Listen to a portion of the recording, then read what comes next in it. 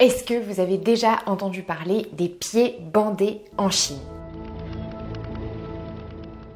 C'est une ancienne pratique chinoise qui consistait à bander les pieds des très jeunes filles, elles avaient entre 5 et 8 ans, pour stopper la croissance. Cette pratique, on l'a vue pour la première fois pendant la dynastie des Tang, donc de 618 à 907, car on considérait que les petits pieds, c'était quelque chose de très joli et c'était même le summum de la beauté.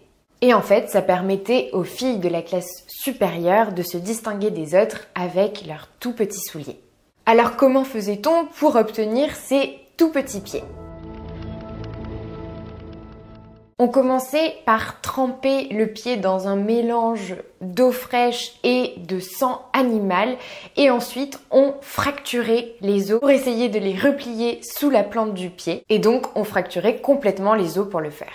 On reproduisait en fait plusieurs fois l'opération en maintenant autour du pied un bandage pour qu'il soit bien serré et ce bandage était fait avec du chanvre et aussi raidi avec de l'amidon. La plupart du temps, on bandait les pieds plutôt en hiver parce que le froid permettait d'anesthésier en quelque sorte le pied pour que la douleur soit un peu moins atroce parce que vous imaginez bien que c'était une douleur très intense. Les pieds étaient donc bandés très fréquemment et les chaussures étaient de plus en plus petites. L'objectif au bout de 2 ans, c'était que les pieds atteignent la taille idéale de 7,5 cm. Donc vous imaginez à quel point c'est petit. Et c'est à ce moment-là qu'on qualifiait ces pieds de lotus d'or ou lotus doré. Non seulement on souffrait de façon très intense quand on essayait d'avoir ces tout petits pieds, mais en plus on gardait des séquelles à vie. Parce que, bien sûr, avec des os fracturés et des orteils repliés sous la plante du pied, ça devenait difficile de marcher et du coup, ça créait aussi une dépendance.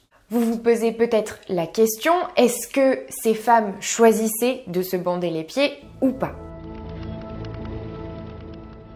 Pour certaines filles, elles étaient obligées de le faire parce que leur famille les poussait à le faire et notamment les filles de l'aristocratie chinoise en général n'avaient pas d'autre choix que de faire ce procédé. Peu à peu, la pratique s'est répandue et même des familles qui étaient contre à la base ont finalement décidé de bander les pieds de leurs filles.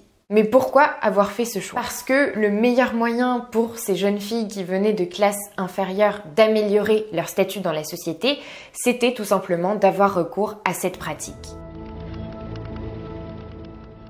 Plus leurs pieds s'approchaient du lotus d'or, donc de cette taille minuscule, plus les prétendants qu'elles pouvaient avoir avaient une place importante dans la société, donc étaient très fortunés.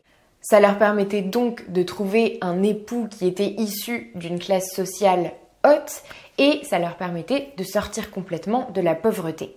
Une question qu'on peut aussi se poser, c'est pourquoi les femmes qui avaient ces petits pieds étaient si attirantes.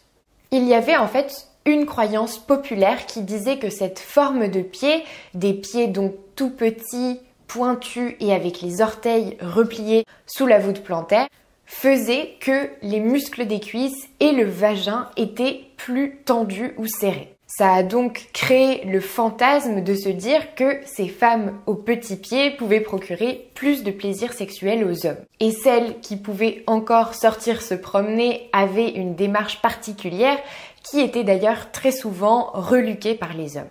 Cette façon de marcher en se balançant et en titubant était jugée séduisante tout simplement. Tout un fétichisme s'est d'ailleurs créé autour du pied bandé et d'ailleurs le vol de ces petits souliers était très fréquent.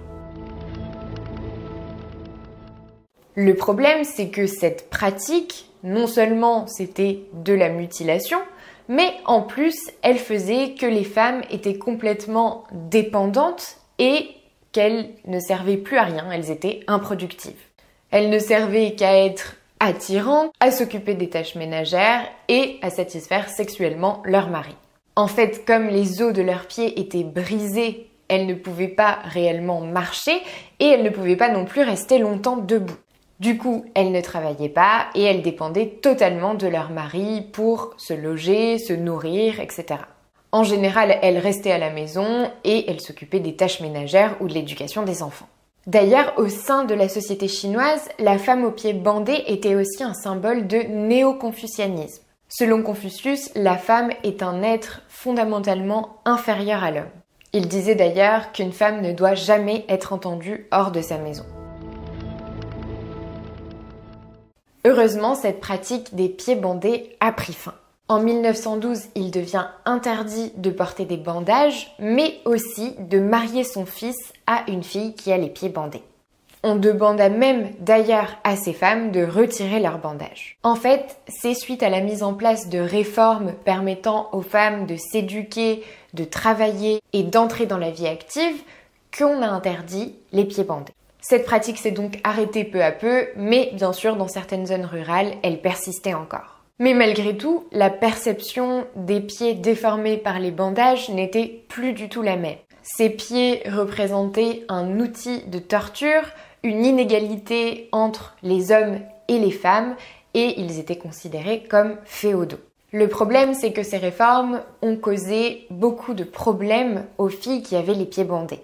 Elles s'étaient automutilées dans l'espoir de pouvoir peut-être monter dans une classe sociale plus élevée et maintenant elles se retrouvaient en quelque sorte exclues d'une société qui se modernisait. Merci d'avoir suivi cette vidéo jusqu'ici. Si ça t'a plu, mets un j'aime, abonne-toi, dis-moi en commentaire si tu connaissais la pratique des pieds bandés en Chine.